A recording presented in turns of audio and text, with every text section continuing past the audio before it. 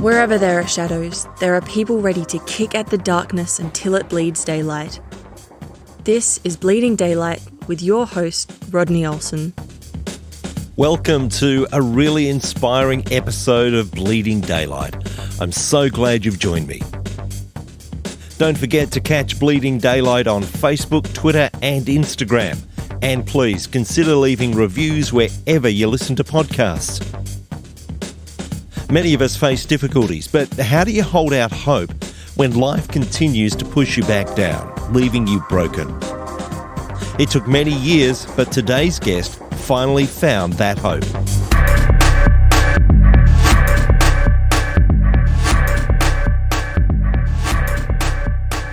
My guest today has seen some of the worst that life can bring. From times of brokenness and not being able to see any hope at all, he's now able to offer lasting hope to others, a hope that transcends it all. He co-hosts the Pantry podcast with his wife, Michelle. His name is Shea Watson, and I'm thrilled to be able to welcome him to Bleeding Daylight. Shea, thank you for your time. Hey, Rodney, it's good to be on today.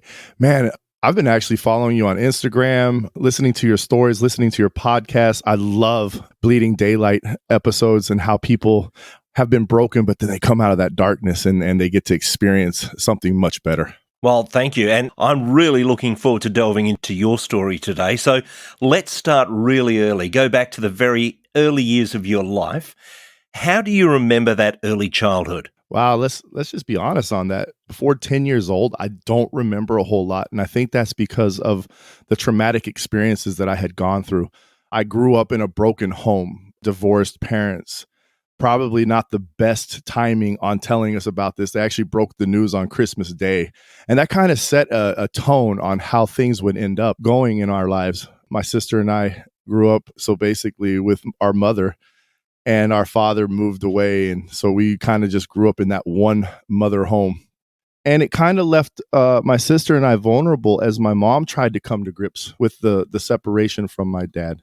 You know, that led to some things that really had an impact. You know, if I had a word or a couple words to say, it was like my mold became broken. My identity became cracked.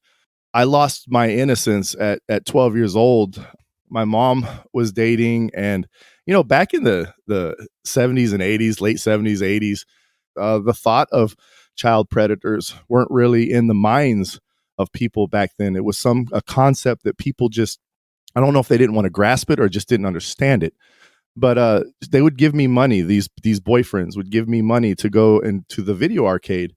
And that is where I met a man who manipulated me, took advantage of me, and actually ended up molesting me on several occasions from that, because I would continually go back. I was looking for something. I was looking for love. I was looking for attention. I was looking to be accepted.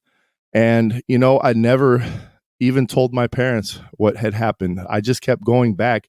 That was a summer. And then the school year started and it kind of faded away. It was like a season.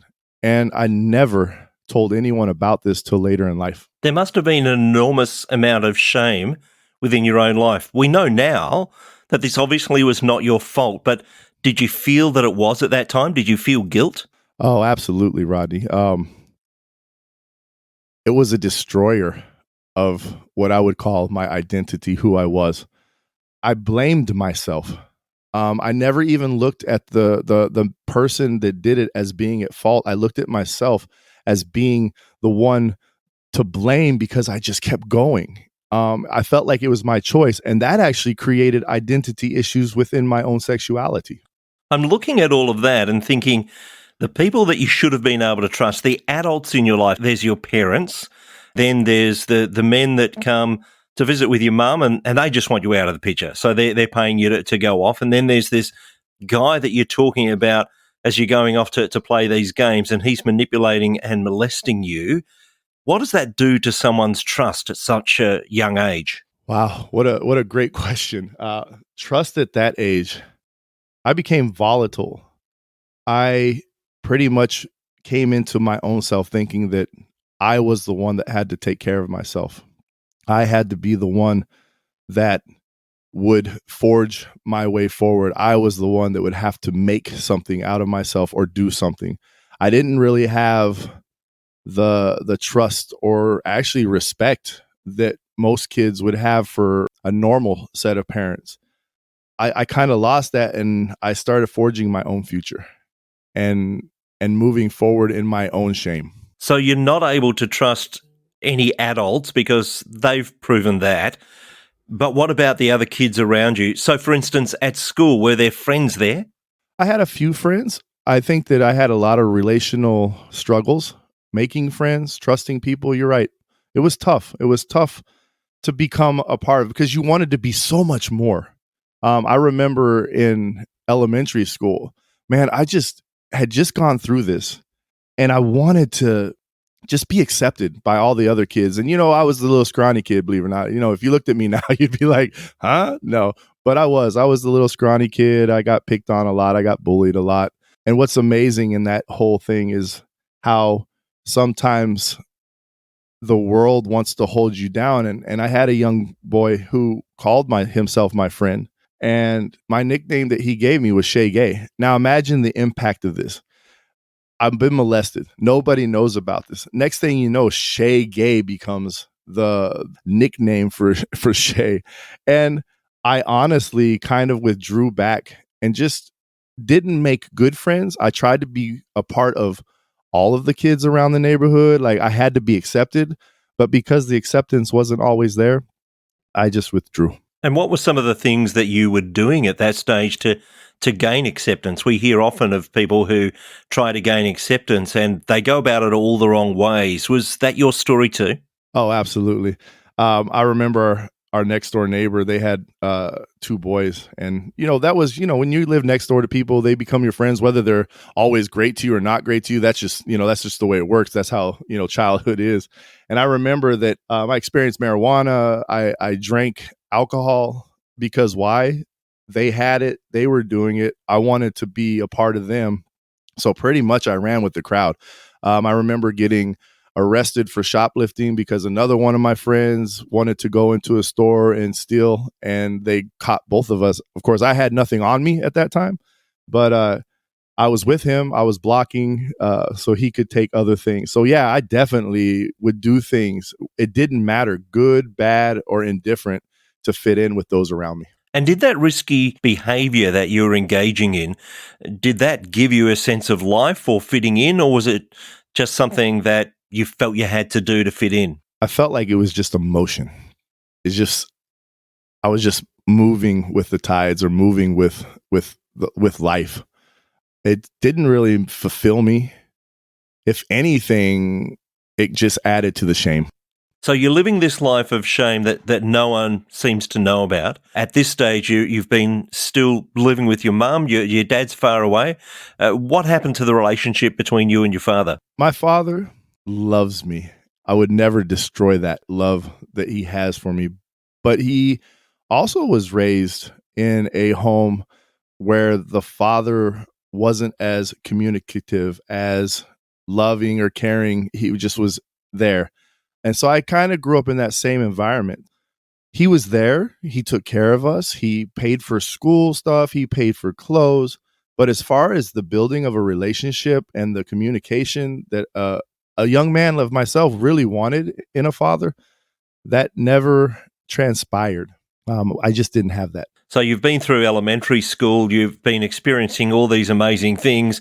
I guess you move up the ladder, continue your schooling, and what happens there? I moved in with my dad in high school, and that's kind of one of those moments you look at your mom and you're like, I don't like you. I want to live with dad. Now, you're not really thinking about this. With my mom, I had so much freedom. I pretty much ran myself. I would do what I want to do when I wanted to do it, sleep when I wanted to, get up when I wanted to. Yes, I went to school. My middle school years, my grades weren't that great. I just kind of just did what I wanted. And then I made that statement, I want to go live with my father. And you know what? They talked about it and they decided that would probably be the best move, being the direction that I was going. So I moved in with my dad. And, by this time, it's amazing, how God works. From the divorce point, now my dad has found God. He's going to church. He's remarried to a Christian lady. And I step into the picture. And one of the requirements was that, hey, you will go to Christian school and you will attend church with us on Sundays and Wednesdays. I was down. I wanted to be away from my mom. And I think a lot of that was because of the brokenness that had happened. And so I moved into high school. And of course, I'm always seeking. I'm always looking for. I'm always trying to be accepted. I'm always trying to be a part of a group or a thing. And you know, high school, to me, in my mind at that point, I wanted a transition. And I actually went with my middle name in high school. So I got rid of Shea because the Shea gay was so traumatic to me then that I turned my name over. And so when I introduced myself at my new school, it was Scott Watson. And, you know, I succeeded. I loved sports. I always loved sports. Now I had a little bit of discipline in my life, actually a lot of discipline. My dad was a cop. And so he laid down a law. He laid down a rule. He laid down things that I had to do. And so I grew up in that. And so I did athletics, show choir, student council. I mean, you name it, from the high school newspaper. I always got involved. My grades came up. It was a small school. They had time to focus on me. I had people constantly telling me, oh, great job, good job. You know, you're awesome, right? Actually graduating high school with what in America we'd say a 3.8 GPA, 4.0 being the best. And I had all of these awards and all of these championships under my belt. And I just felt like I was going somewhere, but I still was lacking relationship. I was still lacking my identity. I was still a broken pot, not knowing who I was. At that point in my life, you know, I knew that God and Jesus existed, and I knew that they were real to me, but I didn't know how to have that relationship because I'd never known how to have that relationship with my own father. It sounds like things are turning around and you still haven't reached that moment where you're feeling fulfilled, but obviously life is on a better track. And it would be wonderful if it just continued to go from strength to strength. But that's not necessarily the story of your life, is it? No, it's not. Not at all. With the shame of childhood weighing or actually just hovering over me, I really believed that I could never stand in front of God and be accepted. I mean, that's how deep this wound was on me. And so I always thought that until I could stand before God, I was worthless. And so when I graduated, here I am trying to think of the future. And what creeps back in? The acceptance. What creeps back in? You know, hanging out with the wrong people. Yeah, they accepted me, but they were doing the wrong things. Between my graduation and the following year, I found myself in that summer hanging out with people who were selling drugs, who were just running the wrong kind of life. So I started to run with them. And I actually ended up getting arrested after high school. So after all of this beautiful buildup, you know, man, acceptance and doing good, but just being crushed, not having an identity, not knowing who I am. I went to find it again in the world, went again to find it in other people. And it ended up getting me in trouble again. And that is actually where one of the greater turning points of my life started, is after I got arrested. So my dad being a police officer, they dropped the drug charges and they ended up charging me for just carrying a concealed weapon, a pistol, which, by the way, happened to be my dad's service revolver for his job. They worked out a deal and we ended up signing me up for the Army. And that is where another part of my life started.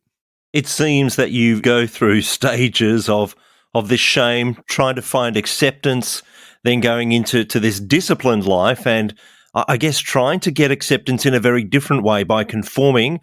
Then that fell apart, and now you're going back to this conforming again, going into the military. How did that work for you? Again, like you said, man, you were working through levels. It's like a wave, right? I joined the military. I'm good at it. I'm athletic. I listen to orders because why? I want to please people, right? So all of the leadership just was like, man, this is a good soldier. He's awesome. He does what we want him to do. He works hard. He doesn't break down. He just keeps going. And so military with the discipline became another one of those pedestals or another one of those portions of life where I'm living by others' compliments. I'm living by others' acceptance. Basically, they're forming my life and telling me who I am. And it was going good. It was good. And then I met my first wife, and I'm saying that wasn't the greatest meeting of my life, actually. It was rushed. We had met briefly. I was supposed to be deployed to go overseas to battle, to war. And I told her we should get married, and I think we had known each other for 6 months.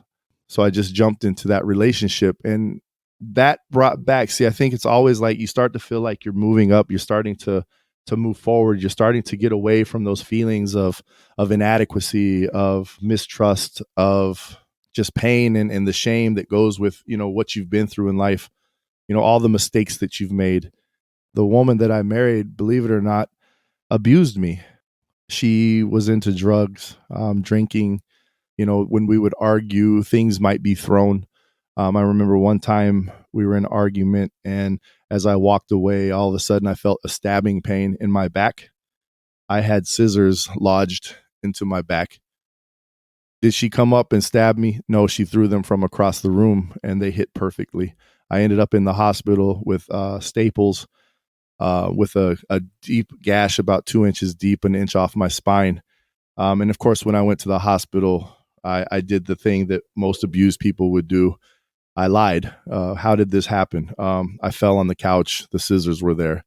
Another time she was hitting and punching, and I grabbed a hold of her, not to hurt her, but to just stop her. And she kicked me so hard in the nose that I ended up in the emergency room again. And they had to put my nose back in place through surgery. And of course, I said I got hit by a softball. So it was a little abusive in that time. But you know what? Army. So yeah, my home was horrible. My Army life was awesome, always going forward. But, we went to war, and war has its tolls. I want to look at some of the tolls that war does have. But first, just touching on, again, there's the abuse from this wife, obviously very different from the abuse you suffered as a child. Again, we see the same pattern of lying and trying to hide what has happened. And I don't think you're alone in that. I think there's probably a lot of people listening who things have happened in the past that have not been their fault, and yet they feel the need to cover it up. This can't come out. There's too much shame. Yeah, I definitely think that there are a lot of people that fall into this pattern. We don't want to admit things sometimes. I know in my own circumstance, pride became my silence. Pride became that shutting of my mouth and not allowing other people's in to see what I was going through, because I thought I could hold it all myself. I thought I could carry it all myself. I thought that I could deal with it and I would be okay. Your whole life, the Army, you get in the Army and they're just like, you fall down, you sprain something. You got to get up, boy, get up, son. You got this. We got this. And it's just this constantly building up, but you're not really addressing the issue. Like I said, we went to battle, right? And again, in this thought, it's like to build you up. You're good, you're good, you're good, you're good, you're good, you're good, but you're seeing things. You're experiencing things. Man, the battlefield is an ugly place. And I think because of all of the other trauma, all of the other impacts, this just became another layer of impact. And I know in 1997, I had come to a point in my life in the military where I felt like I was out of control, where fear no longer played a role. And if anyone knows anything about combat, if anyone knows anything about war, there always needs to be a little bit of fear. In war, without fear becomes recklessness. So without that control, without thinking of outcomes, without thinking of the responsibilities and what might or might not transpire, in other words, putting the whole picture together, when you start to go without that, and you start to just go reckless, you start to endanger other people's lives. And so I put myself in front of a psychiatric doctor because I knew something was wrong. I was starting to have flashbacks. I was starting to have delusions. I was starting to have nightmares, and I needed to talk to somebody. Do you feel that somehow that recklessness, that lack of fear, was a sense of almost self-destruction, of not caring what happened to you? I would say that would be 100% accurate, sir. So how do you come out of this? I mean, you say you've put yourself in front of medical help. What was their prognosis and what happened from there? So I was diagnosed with PTSD. And I think that at the time, it felt like a horrible decision because they said I couldn't go back to the military. The diagnosis was post traumatic stress disorder. I wanted to just go back at that point. I was like, okay, I'm fine. I've talked to somebody. Let me just go on. It was a Shea fix. It was like, okay, let me just go. Let me get back in the pattern. They kept me there and they're like, no, you're not fit to go back. Now, that had its own impact because I'd always been fit in my own mind. I'd always been okay in my own mind. I'd always been able to pull myself out of it. And now I had somebody telling me, no, we're going to keep you back. But it was a good thing. When you look back at it now, you look back at it and you say, wow, that was my God taking control and saying, no, it's time to move forward. It's time to fix this. And so in care, in the psychiatric care that I went through, the admission of being molested of a child was brought out for the first time to anyone. I had never talked to anyone, and I was 20, 27, 28 years old. And one of the first questions my doctor had asked me was, have you told your parents about this? And I looked at her and I said, no, I've never told them. So one of the first things that we had done as part of the treatment and healing was to bring my parents in and let them know that, hey, during this time, during this period, I experienced these things. And I imagine that was incredibly tough on them because they're thinking, well, we didn't really help the situation. Our relationship was breaking down and these things were happening around us. So did they feel a sense of guilt and shame as if they'd let you down at that time? I would say that they did, especially my mother. My father responded like most fathers would. He said, man, I'm glad I didn't know then. You know how we always stand up for our kids. I'm a father too. And it's like, if I would have known, I would have done something. And, I'm kind of glad that he didn't know because at that time he wasn't with Christ or he wasn't with God. He wasn't, in a mind frame that probably was healthy. My mother, of course, felt extremely guilty. And it took her a lot of years to find peace in that. Later in life, she also came and started to believe in Jesus Christ. And so now I have two parents to this day that believe in Jesus Christ. And so through that process, we have continued to heal. They were there. My dad, again, not the greatest communicator in the world, but I know he loves me. I know it had an effect on them. And I know that it also answered a lot of questions. Why was Shea so broken? Why was Shea so angry? Why was Shea toxic? And kind of help them understand that, there was a lot more going on. As we listen to the story, we're hearing that familiar theme of coming to a better place. And at this stage, you're getting some of the help that you need. But after you come out of the military, what happened then? So I lost what I considered my love. I'm very pedestal in my past. My past, I would put items or people on pedestals. They became my everything. I had really no foundation in myself. I had really low self-esteem. Even with all of the achievements, I still never looked at myself as worthy or good. So I lost the love. I lost the army. I didn't know what to do. I'm trained in combat arms, and now they're telling me you can't have that job. During that time at the hospital, I actually met my future boss, and he was an ex-Green Beret. So he understood who I was, what I was. And he actually was working in the medical maintenance field for the Army. So that's working on medical equipment. So anything from x-ray machine down to a simple microscope. And he said, look, if you ever have to leave the Army, you just give me a call. Army day came. It was it. I was done. They medically retired me, shattered, didn't understand what was going on. But watch this. I had this great job. But still, with that great job, because it wasn't what I strived to be, just became another job. I never looked at the blessing that was behind that job. I moved forward. My sister happened to live in the area, and she was like, hey, why don't you move in with me? Because this is where the job was. And so post-military, I'm feeling, but I'm still feeling lost. I'm still feeling this dark void. I'm still feeling all of these shames and this turmoil that always was inside of me. I'm feeling like I'm nothing.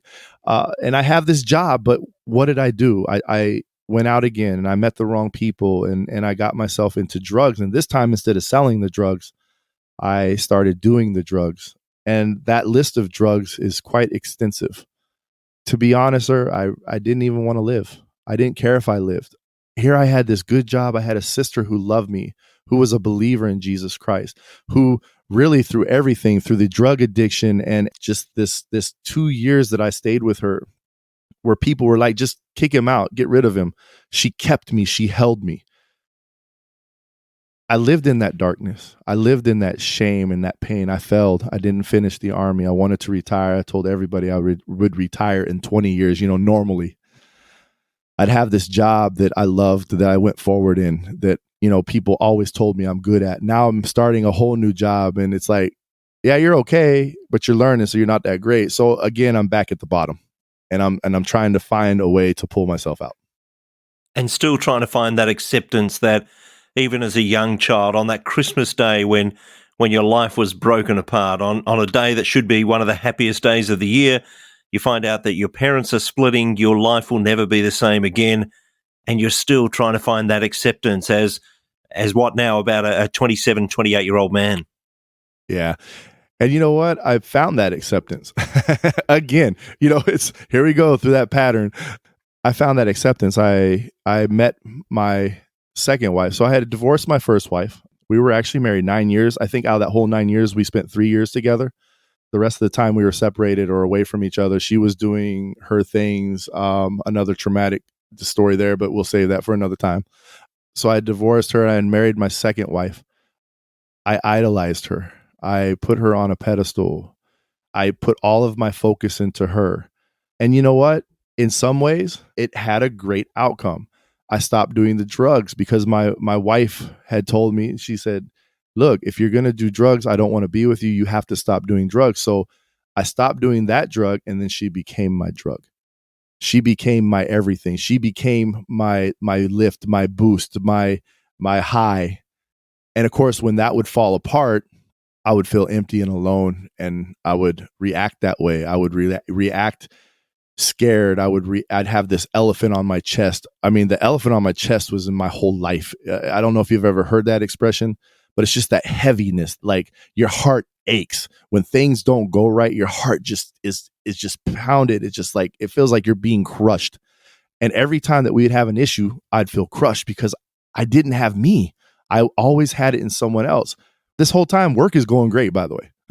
Work is going great. I'm moving up here, and my relationship honestly was beautiful.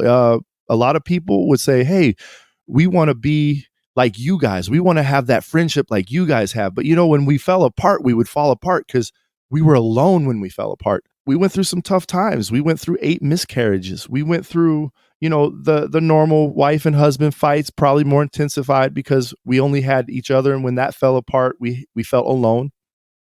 But the 8 miscarriages started to have its toll on her. It started to have its toll on me. We went through some serious miscarriages. We're talking 5th and 6th month miscarriages. And so you're sitting there and you're adding more to the pressure, more to the life, more of these things that you have to handle together. And we were failing at handling them together. We did attempt to be a part of that lifestyle of Christianity. We got baptized together, in fact.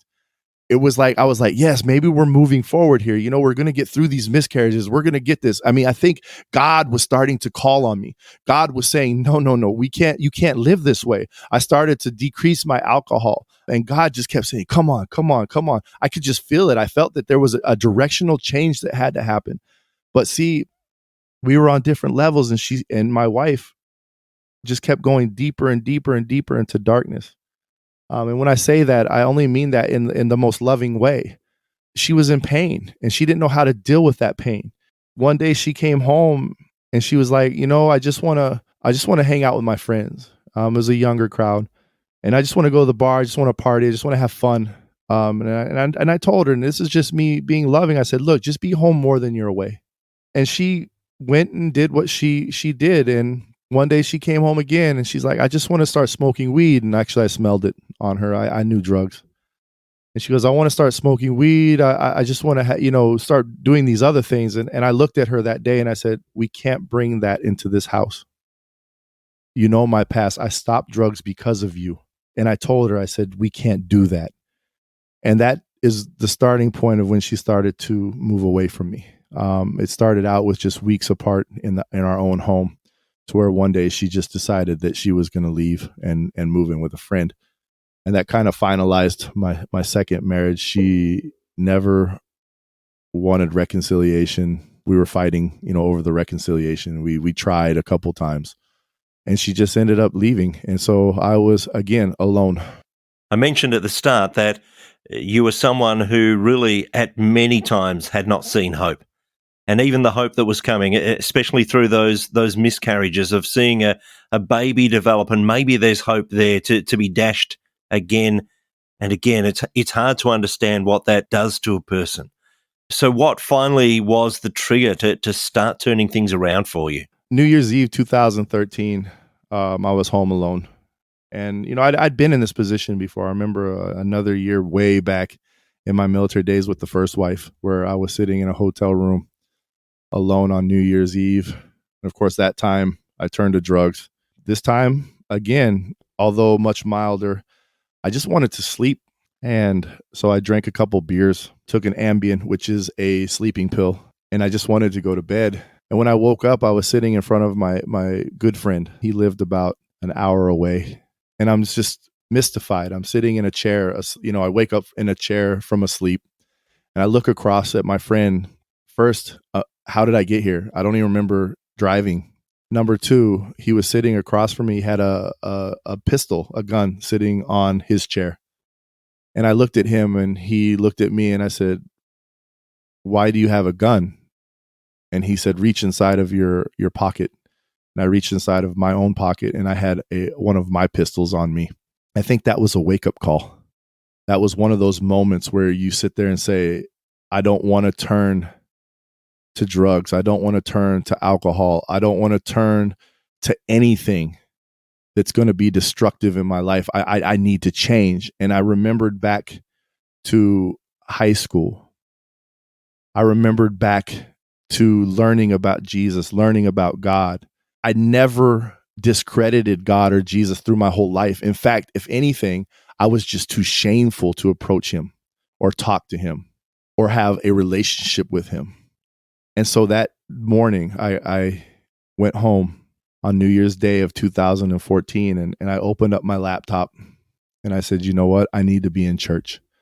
I need to be in church. And I looked up to God in a very defiant way, almost, if I look back at it now, and said, fine, I'm done trying to do it myself. Show me something.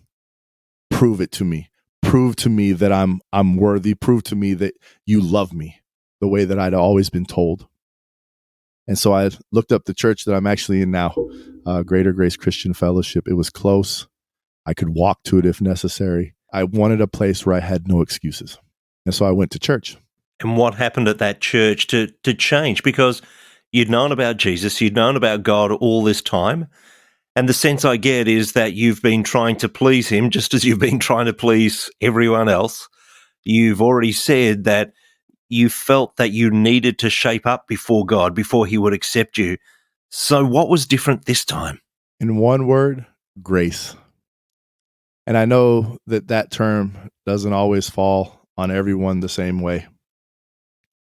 But really, when I went to church that day, I learned about his unfailing love. I learned that no matter what position that I was in, he still loved me. He loves me. No matter the brokenness, the shame, the pain, the things that I had done, he was standing there willingly opening his arms and saying, come to me, son. Come to me. I will give you the rest that you need. And that grace that just is a healing grace. And what he's done to ensure that we could have that grace when we accept him and receive him. When we say that, yeah, you know what? I want to trust in you.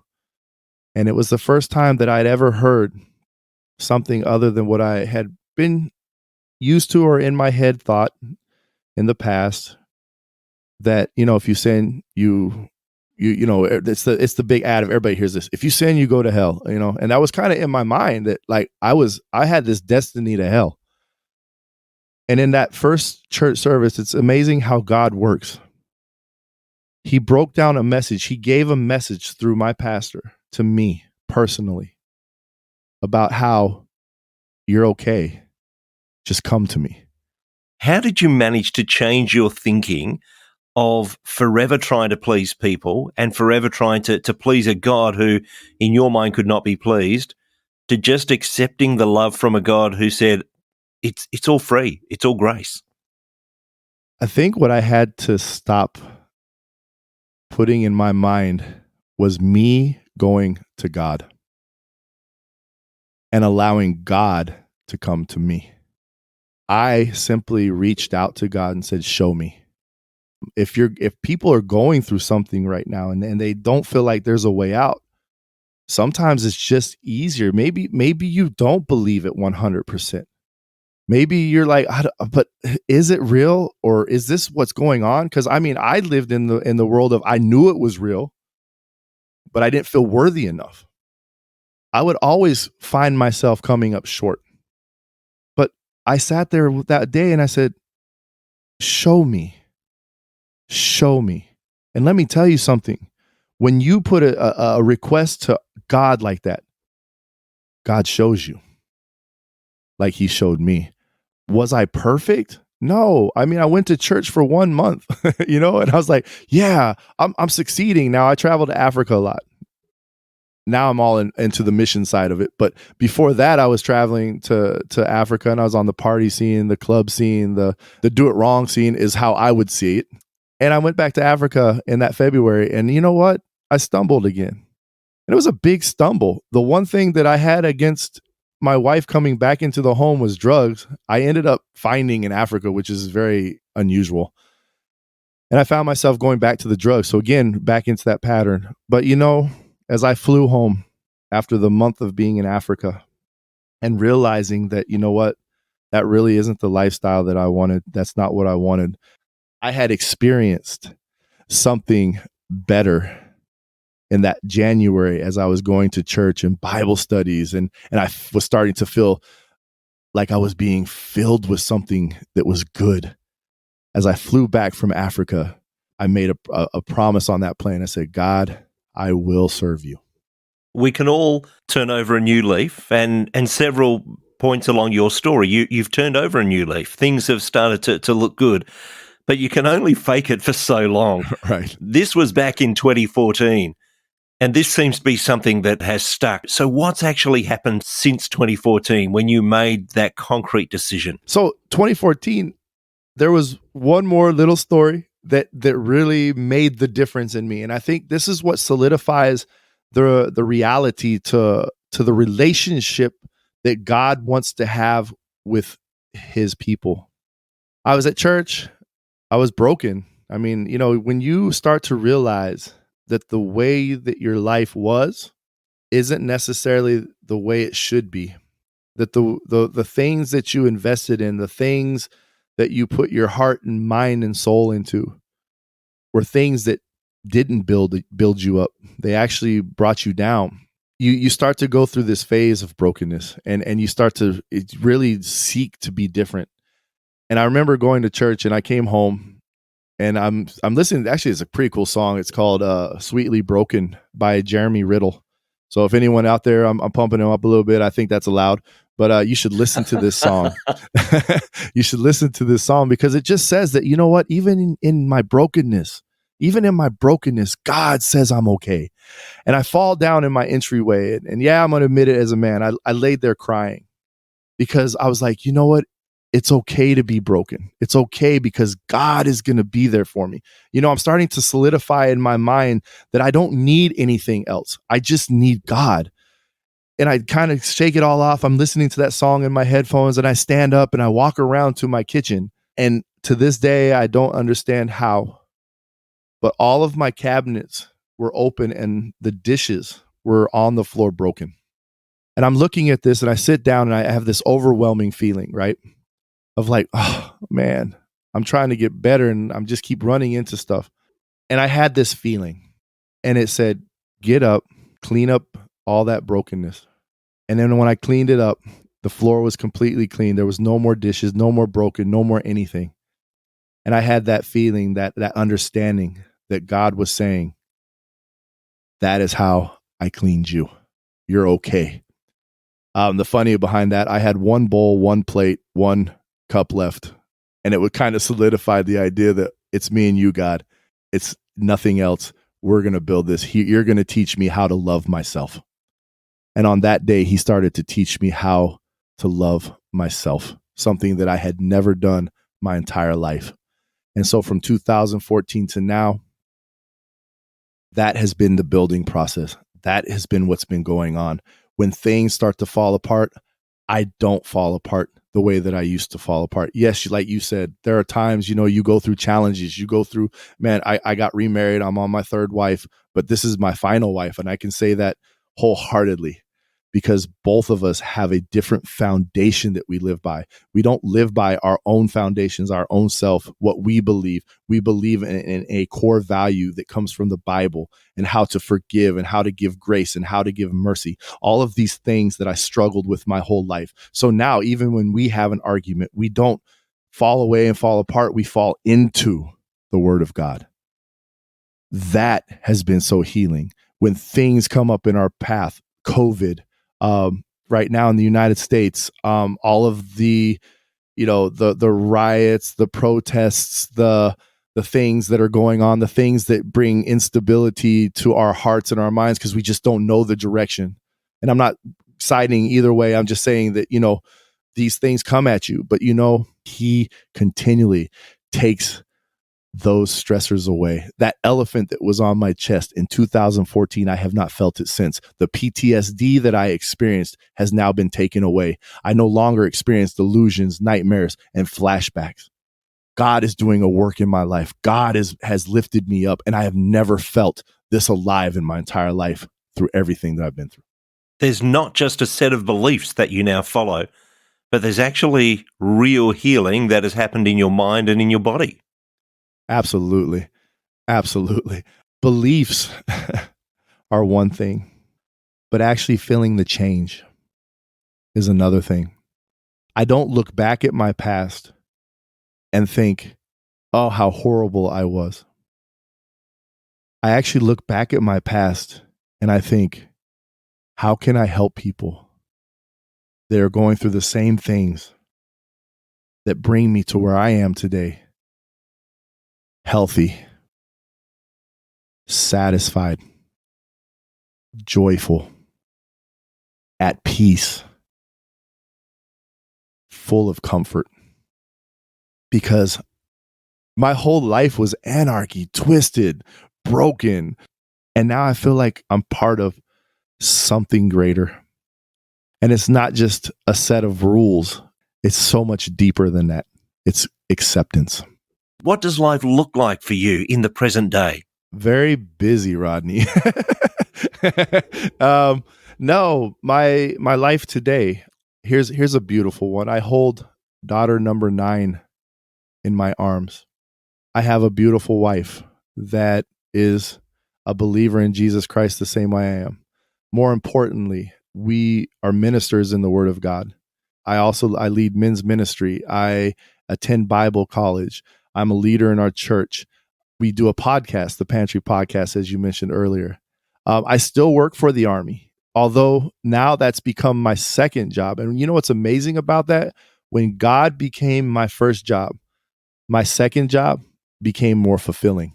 I've linked up with churches in Africa. I've linked up with churches in the Republic of Georgia. My life is just completely different. Do we move a lot? Do we go a lot? Absolutely. But this is a message that I think more people need to hear. This is a message of hope. This is a message that heals people. And that healing, I can't even describe the healing, but I know that it's there and I know that it's real and it hasn't gone away. I've been doing ministry work for 7 years now and it doesn't go away. But that relationship with Jesus, that wanting to know about Jesus, wanting to know the love that he truly has, is what guides our steps and gets us through every day. If people were wanting to get in touch with you, maybe explore a bit more of your story and how that can become their story, what's the best way for them to contact you? I have a couple different ways. First of all, we have our Pantry podcast. So you can always get a hold of both my wife or I through this. It's Hey, Hey, at thepantrypodcast.com. Or you can reach out to my personal email. It's swatson, WATSON, at ggcf.info. Either one of those would be a great way to reach out to us. And I'll pop links to that and to the podcast for sure in our show notes at bleedingdaylight.net. Shea, it has been a remarkable time to spend with you, to hear some of the story, some of the brokenness, but the hope that continues to break through. Thank you so much for your time. Thank you, Rodney. I appreciate it. Hey, keep up the good work, brother. Love you. Thank you for listening to Bleeding Daylight. Please help us to shine more light into the darkness by sharing this episode with others. For further details and more episodes, please visit bleedingdaylight.net.